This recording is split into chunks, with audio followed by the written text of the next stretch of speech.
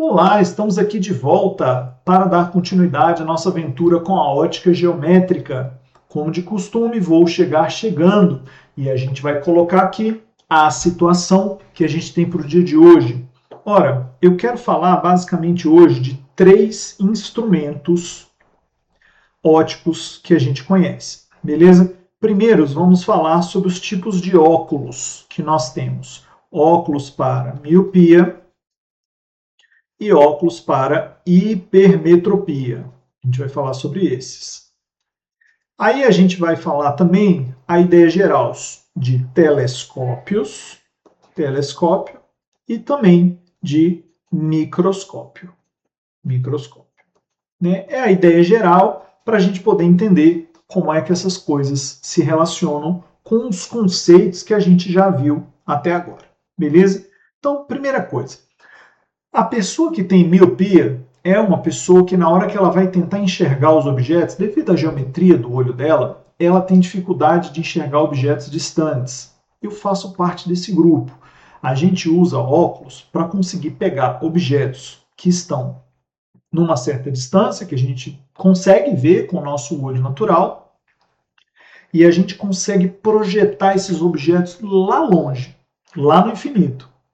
Com isso, é como se a gente conseguisse pegar objetos do infinito e trazer para onde a gente enxerga, beleza? É essa a ideia geral. Como é que vai funcionar isso então? Imagine que a gente tem um tipo de lente, né, para poder fazer isso. Eu vou usar aqui, ó, um tipo de lente que a gente sabe que são lentes de bordas grossas, né? Essas lentes de bordas grossas são aquelas que a borda da lente é mais grossa do que o meinho da lente, beleza? Esse tipo de lente tem foco dos dois lados, como todo tipo de lente, e ele tem aí, né, ou centro de curvatura ou ponto antiprincipal, dependendo do vocabulário que o seu livro estiver usando. Né? E aí a ideia é a seguinte, tu vai pegar um objeto muito distante, né? Vamos imaginar um objeto, entre aspas, lá no infinito. Os raios de luz que vêm desse objeto, eles naturalmente vêm paralelos, porque objetos muito distantes têm raio de luz paralelos, porque se os raios de luz não fossem paralelos, os raios não iriam chegar até nós, beleza? Na lente divergente, os raios de luz se desviam e eles vão na direção do foco dessa lente. Então, como é um desvio que vai ter, né, os raios de luz vão fazer isso aqui, né? E aqui, bem nesse meinho, você vai ter a formação da imagem. Então, a imagem, no caso, o pelinha, vai se formar bem aqui, né? E o P do objeto seria um P muito distante. Então, ó, 1 sobre F é 1 sobre P, mais 1 sobre pelinha. A gente quer que o P seja infinitamente grande. E aí a gente quer um pelinha que eu seja capaz de enxergar. Esse pelinha que eu sou capaz de enxergar, a gente chama de distância mínima. A distância, no caso, máxima, desculpe, de distância máxima. Né? Se eu tiro os meus óculos, né, eu não consigo nem ver a tela direito, né, porque a tela está muito distante, está além da distância que eu consigo enxergar. Quando eu vou chegando perto da tela, mais ou menos nessa distância aqui, eu já consigo ver a própria tela. Né? Então tem uma distância que eu consigo enxergar sem os óculos. Né? Essa distância é esse P, esse pelinho aqui. Né? Porque é como se eu fizesse assim, eu pego um P de um objeto lá no infinito e trago ele, a imagem dele no caso, para um pelinho aqui mais próximo. E aí eu vou conseguir enxergar. Beleza? Então esse pelinha é a distância máxima que você obtém lá no exame de vista, né? A distância máxima. Né? A distância máxima sem óculos, né? Sem óculos. Fazendo isso, botando aqui os números, a gente vê que o inverso da distância focal vai ser 1 sobre P. Bom, se P tende a infinito, 1 sobre P tende a zero. Né? Então vai ser o próprio 1 sobre P'. Né? E aqui tem uma coisa interessante. Eu estou usando uma lente divergente pelo seguinte, eu tenho certeza que o meu P' tem que ser negativo. Por que eu tenho certeza que o P' tem que ser negativo? Porque eu tenho certeza que eu quero uma imagem virtual, eu não quero uma imagem real. Porque já que você fez todos aqueles exercícios lá e montou todos os casos de imagem, Você deve ter notado que todos os casos de imagem real, a imagem aparecia invertida. E eu não quero um óculos que eu vou botar na minha cara e ver tudo de cabeça para baixo. Eu quero todas as imagens direitas. E você deve se lembrar, até pela simulação, se você visitou lá, de fato, o javalab.org, como eu te recomendei, você deve ter visto que todos os casos do espelho convexo, que coincide com a lente divergente, todos eles a imagem ficava direita. Então eu quero um P' negativo porque é para enxergar tudo direito, para enxergar tudo na direção correta. Então se o P' é menor que zero, com certeza o F é menor que zero. E se você se lembra da aula passada, a gente colocou aqui uma convenção de que toda vez que a gente tem imagem virtual, ela é negativa, e toda vez que ela é invertida, o tamanho dela fica invertido também. Ou seja, a distância focal da lente que eu preciso para corrigir miopia é negativa. Em outras palavras, a gente vai usar uma lente divergente, beleza? Divergente. É por isso que quem tem miopia não pode ir ao zoológico, porque a lente é divergente, não de ver animais, entendeu? Divergente, entendeu? Ruim, né? Muito ruim. Então, mas é para você lembrar. Aí a ideia é a seguinte, ó. Quando você bota essa lente aqui, ó, realmente, tá vendo que a imagem fica menor? Né? Esse é o preço que a gente paga para usar óculos. Né? A gente está usando óculos, a gente consegue ver com nitidez, mas os objetos parecem menores. Por isso que quando você troca de grau, bota um grau um pouco maior, está fazendo ali um ajuste, né, você acaba perdendo um pouco da noção de distância, tropeça nos degraus, né, nas calçadas, algumas coisas assim, justamente porque essa mudança de grau, o cérebro demora a se acostumar um pouquinho, beleza? Com ela. A hipermetropia é muito parecida, só que em vez de usar uma lente divergente, você vai usar uma lente convergente. Por quê? Porque você quer fornecer para a pessoa que tem hipermetropia uma habilidade de ver objetos próximos. Né? A gente que tem miopia talvez nem acredite nisso, né? Mas tem gente que vai chegando um objeto perto do olho e aí chega uma hora que ele não vê. Mas não é muito perto, é tipo meio perto, a pessoa já não vê, já fica tudo borrado. Né? Essas pessoas com hipermetropia normalmente usam aquelas lentes convergentes. Né? E ela tem uma característica na carinha da pessoa, principalmente se ela é muito jovem, né? Ela acaba ficando um pouco, às vezes, tímida, porque a lente ela funciona como uma lupa, uma lente de aumento. Então, quando ela põe o óculos e a pessoa olha para a cara dela, o olho dela fica meio grandão, assim, maior que o tamanho da cara. Né? E aí fala que é óculos de fundo de garrafa, que fala, né? Que tem esses nomes aí. Né, que aí parece que o olho da pessoa ficou grandão. Então as pessoas muito tímidas, às vezes muito preocupadas com a autoimagem, podem perceber, né, podem perceber pelos outros, né, algum comentário, alguma coisa assim, de que o olho dela parece meio grandão. Né, e aí acaba que essas pessoas usam óculos frequentemente, mas para leitura, para quando elas precisam. Isso aí é uma queda na qualidade de vida aí decorrente da crueldade do mundo que a gente vive. Né? E aí as pessoas têm que aprender a ser empáticas, né? E parar de fazer palhaçada com quem não tem culpa do que aconteceu. Beleza? Então, a lente da hipermetropia ela é exatamente o oposto dessa daqui. Seria uma lente convergente. Beleza? Dando seguimento aqui à nossa ideia. Telescópios. Como é que funciona um telescópio? Você quer ver uma estrela, um objeto super distante, né? É um objeto que, em princípio, está lá no infinito. Então, você, na hora que você for olhar para esse objeto, você vai ver esse objeto mais de perto. Você não vai ver ele maior, né? Porque imagina, tu vai pegar um telescópio para olhar para a Lua e a imagem é maior que a Lua. Véio, a Lua é um trambolho com milhares de quilômetros. Né? Você vai olhar, sei lá, uma imagem de uma estrela. Né? A estrela, às vezes, é 3 vezes maior que o sistema solar. Tu quer uma imagem maior que ela? Não tem como, é inviável. Então a imagem ela vai ser menor mesmo. Né? O objeto vai estar mais longe, tudo mais. Então você vai construir um sistema de forma que você consiga formar uma imagem aqui dessa estrela. Normalmente você vai formar uma imagem real e essa imagem vai ser invertida. Você pode usar uma lente convergente. Pode usar uma lente convergente. Você pode usar um espelho côncavo. Pode usar um espelho côncavo. Normalmente, quando se usa espelho, a gente não usa espelho esférico. A gente usa espelho parabólico. Por quê? Porque o espelho parabólico ele tem um foco que não depende muito do tamanho da área do espelho. Beleza? o espelho esférico, quando ele começa a ficar muito grande, ele começa a distorcer um pouco a imagem. E essa distorção torna o processo de olhar para o espelho muito incômodo. Né? É aqueles espelho paia que tu compra na feira, que às vezes a cara fica toda borradona. Pois é, aquilo lá é um espelho côncavo muito grande. Então tu vai pegar um espelho côncavo ou uma lente convergente e vai formar naturalmente aqui no foco uma imagem dessa estrela. Essa imagem vai ficar invertida.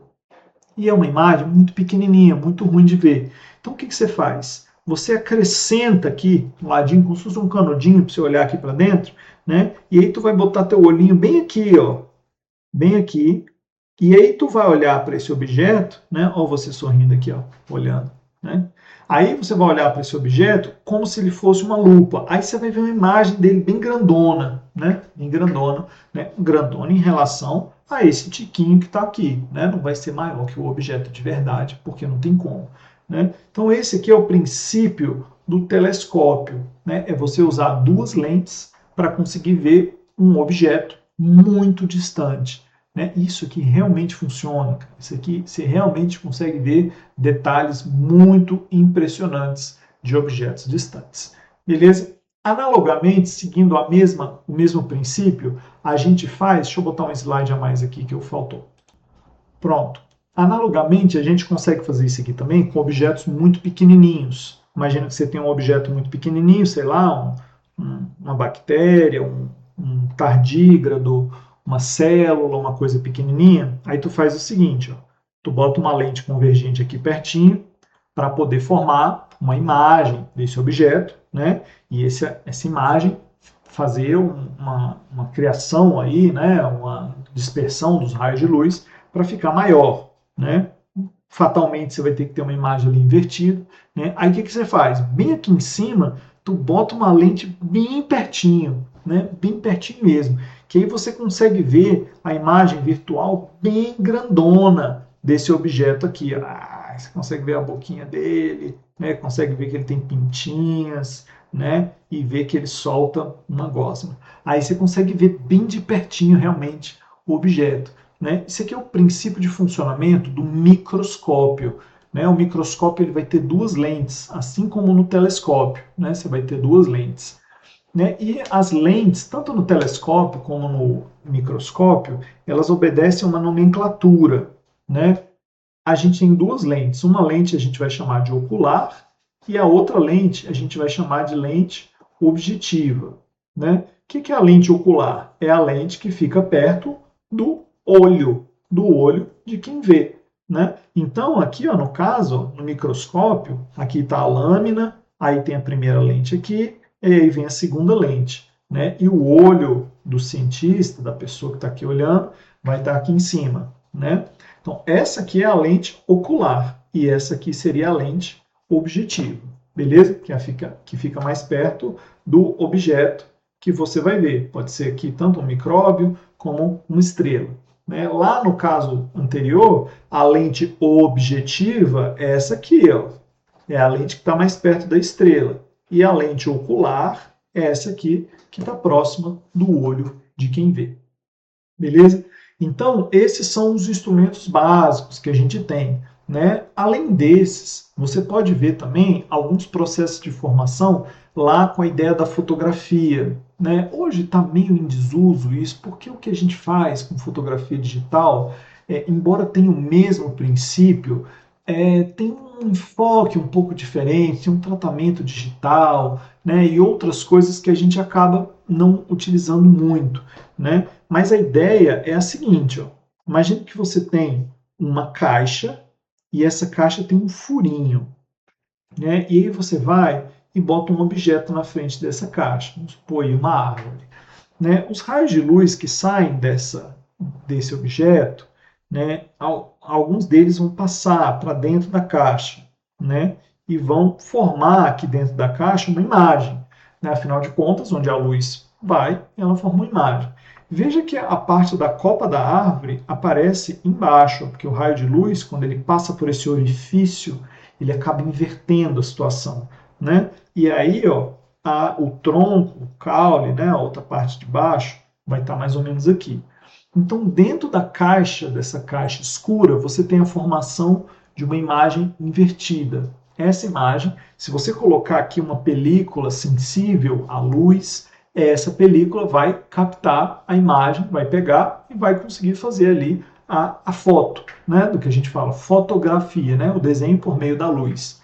Né? O que muda quando a gente tem aí a foto digital, seja no seu celular, seja numa câmera digital e tudo mais, né, uma câmera de maior porte, assim, é que nessa região aqui tem um sensor de imagem.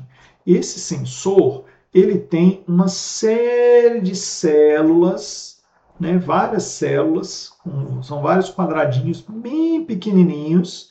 Cada quadradinho desse aqui vai ser como se fosse um pixel, né, da imagem, né, e cada um desses quadradinhos vai pegar um pouquinho de luz e vai anotar a luminosidade em cada uma das cores, seja vermelho, verde ou azul, né, que é o sistema que a gente usa aí basicamente para fazer a análise luminosa.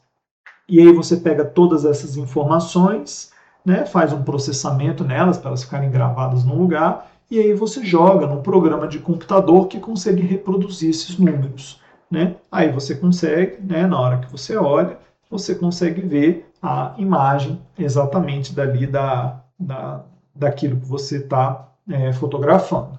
Beleza? Hoje os celulares, eles têm, né, filtros. Eu não estou nem falando de filtro de IA, beleza? Não é nem desses filtros que eu estou falando. Eles têm uma série de filtragens que conseguem dar uma melhorada nas imagens.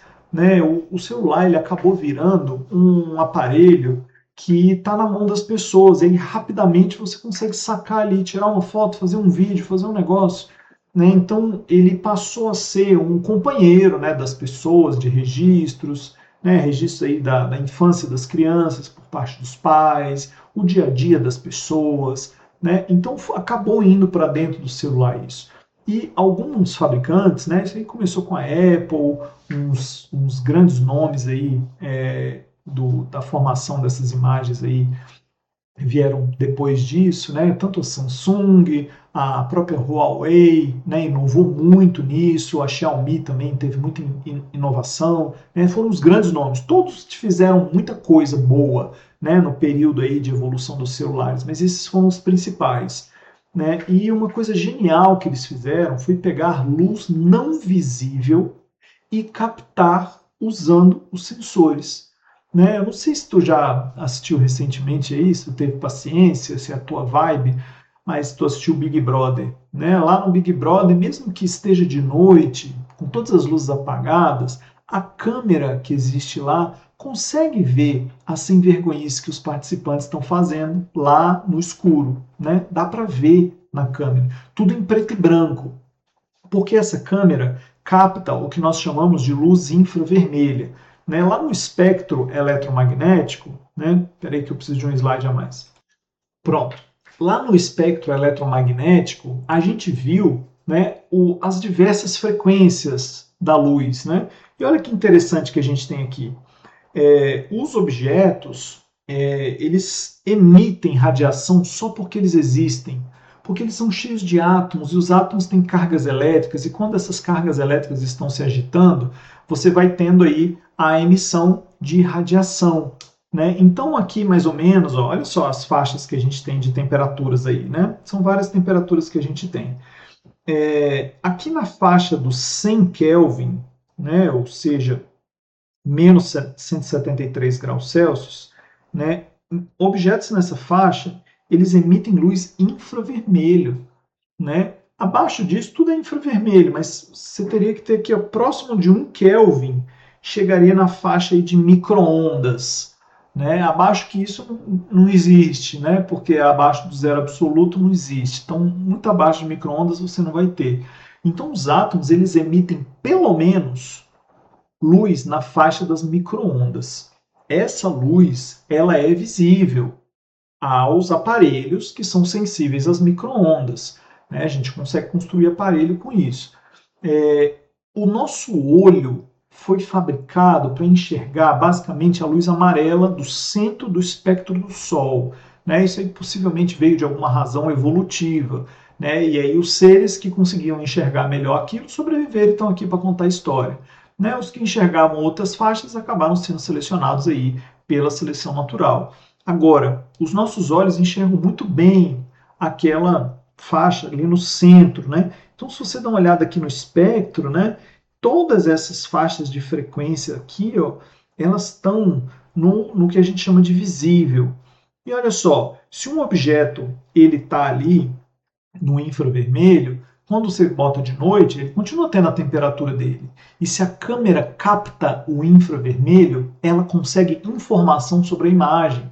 E mesmo que ela pegue a informação sobre cor bem fraquinha, se você joga isso num programa de computador, ele consegue pegar a informação e maximizar ela e deixá-la mais intensa que as outras, como se você fizesse uma equalização, em que você aumenta os graves e os agudos de um som, você consegue fazer isso com imagem.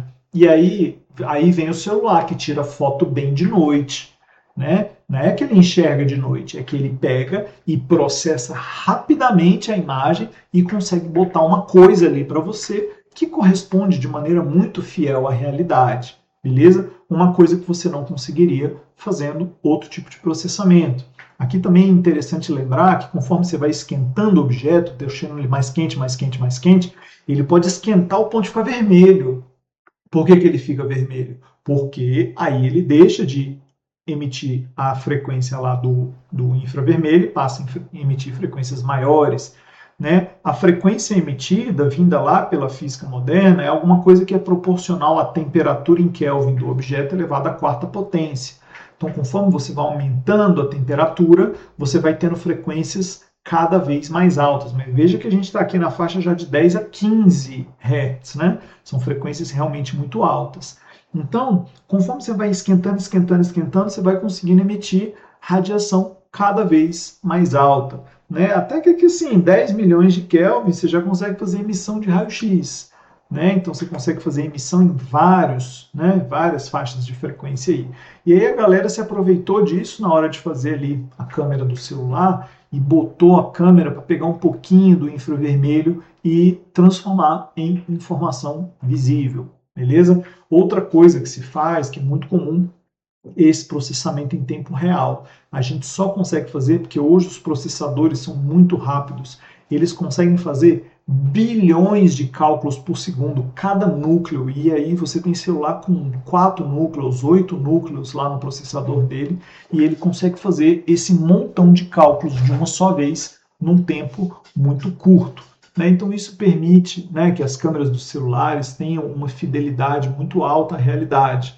E expandindo isso para a ideia de um vídeo, você consegue fazer durante o vídeo a captação desse mundo de informações e em tempo real, transformar em informação que vai ficar gravada e que no final vai ser uma sequência de fotos ali, 24 por segundo normalmente, pode ser mais, mas 24 por segundo, que é o que compõe ali uma boa imagem aí de vídeo, beleza?